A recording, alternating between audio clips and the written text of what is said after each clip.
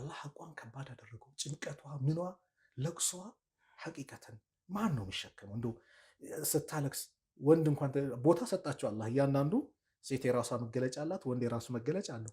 እንደው የነፃ ልጅ ወንድ ይሸከመው ቢባል ስንት ቀናት ሊጓዝ ይችላል? እናትን ከዓመት እስከ ዓመት አዝላ ወፊሳሉ ፊ ዓመይን አለ።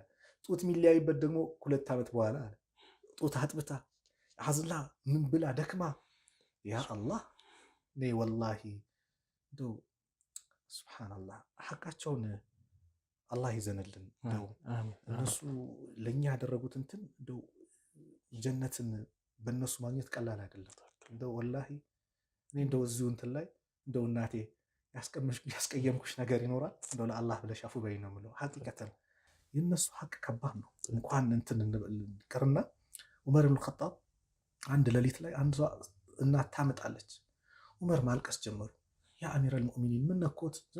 የእናትን ችግር የእናትን መከራ አታውቅም አንተ አልደረሰብህም ብለው ዑመር ያንን ሰው እስኪናገሩ ድረስ ተሸክመዋት እናቱን ላብ ላይ ነው፣ ሐጅ ላይ ነው፣ በረሃ ነው፣ ተራራው እንዳውኑ የሐጅ ስርዓቱ እንዳውኑ አይደለም ማለት መከራ ነው። ያኛው ቁልቁለቱ ድንጋዩ ምኑ ኮረኮንቹ በወቅቱ የበዛ ነው።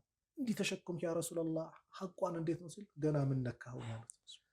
እኔ እንኳን ዛሬ እንኳን የሆነ ነገር ሳላደርግላት በምላሴ ማውጣላት በምላሴ መወጋት በሷ ማፍርባት እማዬ መጣች እኮ ማለት እኮ ማፍርበት አባዬ መጣ ብሎ እኮ ዛሬ የሚያፍርበት ነው። ገና ሲመጣ ሼባው መጣ ይላል። ይሄ ምን ያህል በስነ ምግባር እታች መውረዳችን ነው። ስለዚህ አላህ ከታች ምሮ ውለታቸውን ከፍ አድርጎታል። በጣም እንግዲህ ኡስታዝ ተነክቶ የሚያልቅ አይደለም የወላጅ ሐቅ። ለዚህም ነው ይመስለኛል እስልምናም ጀነት በእናት እግር ስር ናት ብሎ እንግዲህ በጣም እንቁ የሆነ ነገር የሚገኘው እንቁ የሆነ ቦታ ላይ ነውና ይሄንን ልናስታውስ ይገባል። ውድና የተከበራችሁ ተመልካቾቻችን ዝግጅታችን አሁንም እንደቀጠለ ነው። ወሳኝ ነጥቦች ላይ ዛሬ የወላጅ ሐቅ እያየን ያለ ነው። በጣም ከባድ የሆኑ ነጥቦችን ነው ኡስታዝ እያነሳልን ያለው። አሁንም ተመልሰን የተቀሩ ሐሳቦች ላይ ቆይታ እናደርጋለን። ሳትርቁ ጠብቁን። ካፍታ ቆይታ በኋላ ተመልሰን እንገናኛለን።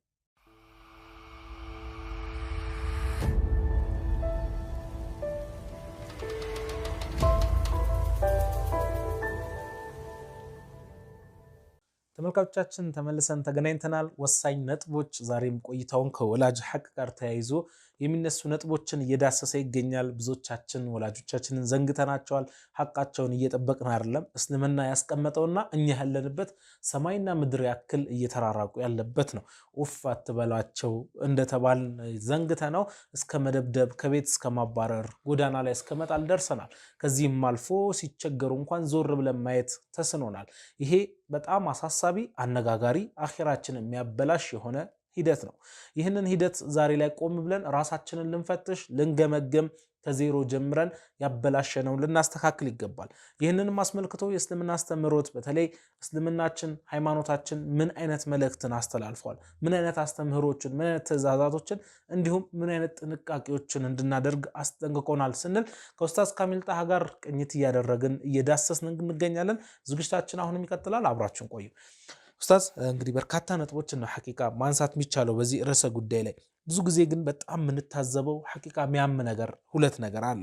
አንደኛው ወላጆቻችንን በጣም ከምንዘነጋበት ሂደቶች ውስጥ አንዱ ከትዳር በኋላ በተለይ ትዳር ህይወት ውስጥ ገብተን የራሳችንን ህይወት ልጆችን ስናፈራ ወላጆቻችን ያሳለፉበትን ጭንቅ እንደውም የበለጠ ልናስታውሰን ሲገባ ያን ሁሉ ረስተን ትዳራችንን፣ ስራችንን፣ ልጆቻችንን ብቻ ሆነን ቤተሰቦቻችን የምንረሳበት ይሄ ትልቁ ነጥብ ነው ከትዳር ጋር ተያይዞ።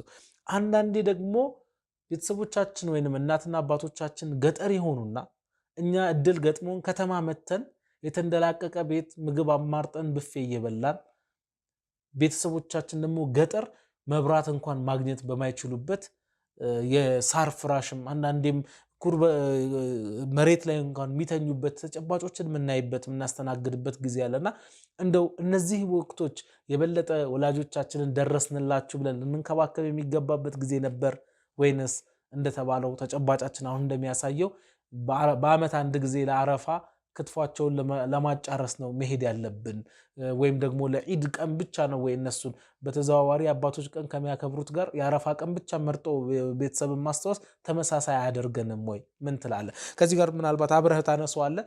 አንዳንድ ጊዜ ነን ሙስሊም የሆኑ ወይም ደግሞ የሌላ እምነት ተከታይ የሆኑ ወላጆቻችን እስልምና በምን አይነት መልኩ ነው እንድናስተናግዳቸው የሚመክረን?